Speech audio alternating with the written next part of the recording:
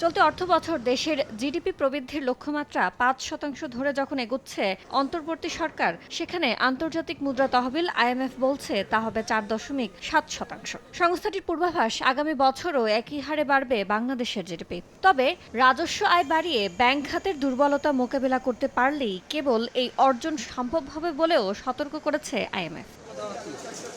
সংস্থাটি তাদের পূর্বাভাসে জানিয়েছে, চলতি অর্থবছর দেশের মূল্যস্ফীতি থাকতে পারে ৮.৯%, যা প্রায় ৬% নামতে পারে ২০২৬-২৭ অর্থবছরে।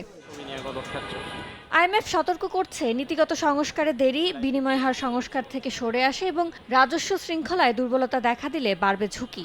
ব্যাংক খাত সংস্কার, কর ব্যবস্থার উন্নয়ন, ভর্তুকি যৌক্তিককরণ এবং সুশাসন জোরদারের ওপর গুরুত্ব দিয়েছে সংস্থাটি। একই সঙ্গে মুদ্রানীতি কঠোর রাখা, রিজার্ভ বাড়ানো, কর্মসংস্থান সৃষ্টি এবং রফতানি বৈচিত্র্য আনার পরামর্শ দিয়েছে আইএমএফ। সংস্থাটি বলছে, এলডিসি থেকে উত্তরণের প্রেক্ষাপটে টেকসই প্রবৃদ্ধি নিশ্চিত করতে বাংলাদেশকে দ্রুত ও সাহসী কাঠামোগত সংস্কারে যেতে হবে। ইয়ানুর শিফাত, সময় সংবাদ।